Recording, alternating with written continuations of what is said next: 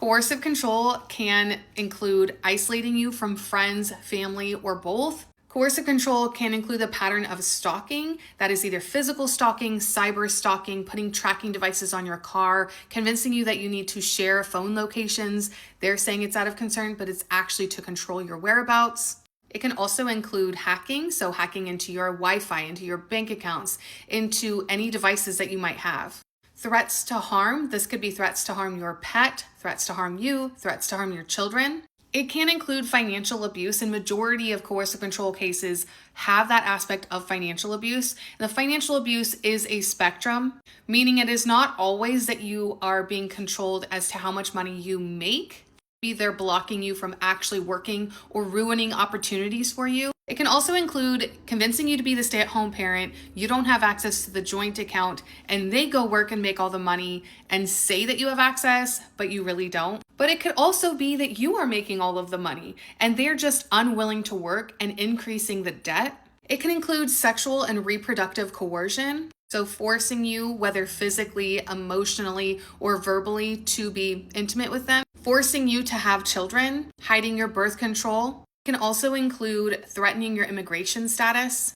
It can include threatening to release intimate pictures, intimate videos, or embarrassing facts about you, whether online to your coworkers, to your friends and family. Coercive controllers will strip away the victim's autonomy. So the way that you represent yourself, the way that you dress, the way that you do your hair, if you wear makeup, if you don't wear makeup. Coercive controllers will block you from getting your education or resources. This could include blocking you or the children in therapy, maybe interfering with therapy, refusing to agree for the children to receive therapeutic services. Maybe even stopping you from talking about the trauma with that person, and you can only address the trauma from either previous relationships or any other trauma that you might experience, but they're controlling how you talk and who you talk to about them.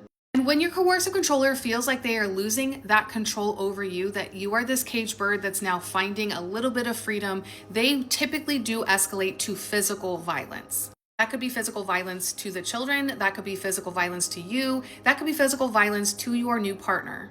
They can drag you through family court, they can retaliate with constant motions in family court, they can retaliate on social media, they can retaliate to your job. If you have a job that has a license, maybe they're trying to get that license removed to interfere with your income. At the end of the day, the coercive controllers don't want you to question their actions. They want to be seen as a hero. And when you start identifying how horrible they are and escaping from them, they increase the tactics. Coercive controller can exist in multiple situations, not just intimate partner violence. Sometimes we can see it in politics. Sometimes we can see it in religion. I personally work on intimate partner violence. So the coercive control that happens between partners, specifically those who are in family court. Coercive control is not a medical diagnosis. It is a type of domestic violence that is not only criminalized in Australia, but identified in multiple states in the US.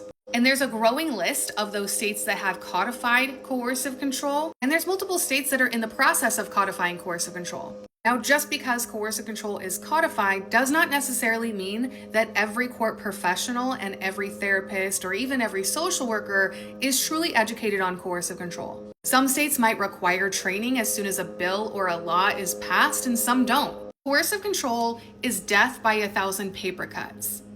Unfortunately, there's victims who look at just a few incidents, hoping that the professionals will get it, but it is the pattern of behavior over time that we need to identify. And if you're unsure if you are experiencing coercive control, I would recommend finding somebody who has specific education on coercive control.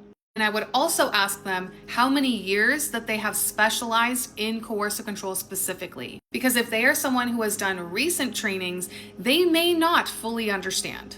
Let me know in the comments below if you have any questions about coercive control.